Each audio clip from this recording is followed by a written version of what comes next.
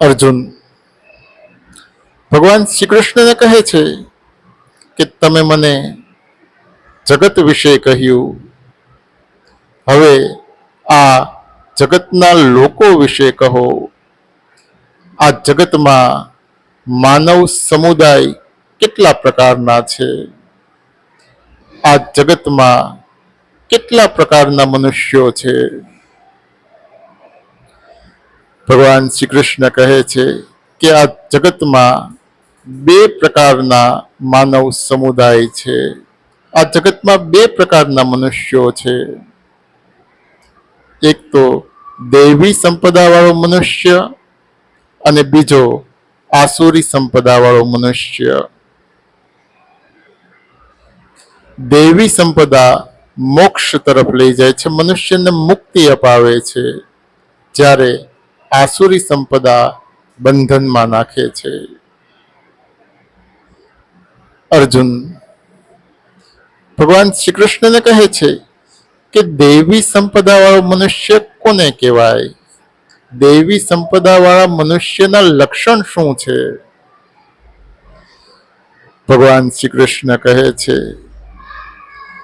કે પરમાત્મામાં શ્રદ્ધા રાખવી, પરમાત્માનું પૂજન કરવું, દેવતાઓમાં શ્રદ્ધા રાખવી, દેવતાઓનું પૂજન કરવું, ધર્મ ગ્રંથોમાં શ્રદ્ધા રાખવી, ધર્મ ગ્રંથોનો અભ્યાસ કરવો, વિદ્વાનોમાં શ્રદ્ધા રાખવી, વિદ્વાનોનું પૂજન કરવું, પોતાના ગુરુમાં શ્રદ્ધા રાખવી, પોતાના ગુરુના ઉપદેશને ગ્રહણ કરવો, પવિત્રતા, સરળતા, બ્રહ્મચર્ય, અહિંસા, આ બધા દૈવી સંપદા વાળા મનુષ્યના લક્ષણ છે.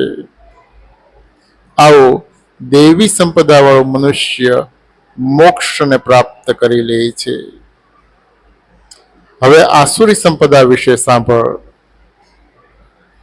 ભગવાન શ્રી કૃષ્ણ અર્જુનને કહે છે કે જેને પરમાત્મામાં શ્રદ્ધા નથી, જે પરમાત્માનો તિરસ્કાર કરે છે, જેને દેવતાઓમાં શ્રદ્ધા નથી, જે દેવતાઓનો તિરસ્કાર કરે છે, જેને ધર્મ ગ્રંથોમાં શ્રદ્ધા નથી, જે ધર્મ ગ્રંથોનો અભ્યાસ નથી કરતો, જેને વિદ્વાનોમાં શ્રદ્ધા નથી, જે વિદ્વાનોનો તિરસ્કાર કરે છે, જેને પોતાના ગુરુમાં શ્રદ્ધા નથી, જે પોતાના ગુરુના ઉપદેશને ગ્રહણ કરતો નથી.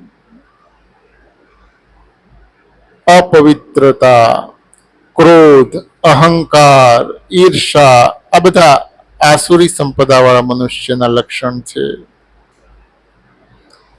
ફરી સાંભળ. ભગવાન શ્રી કૃષ્ણ અર્જુનને કહે છે, ફરી સાંભળ કે દૈવી સંપદા વાળો મનુષ્ય મોક્ષને પ્રાપ્ત કરે છે, મુક્તિ મેળવી લે છે, જ્યારે આસુરી સંપદા વાળો મનુષ્ય બંધનમાં પડે છે. તું દૈવી સંપદા વાળો મનુષ્ય છો. ભગવાન શ્રી કૃષ્ણ અર્જુનને કહે છે કે તું દૈવી સંપદા વાળો છો, અને દૈવી સંપદા વાળો હોવાથી ચોક્કસપણે તારું કલ્યાણ થશે. આ જગતમાં જે કોઈ પણ મનુષ્ય દૈવી સંપદા વાળો છે, આવા મનુષ્યનું ચોક્કસપણે કલ્યાણ થાય છે.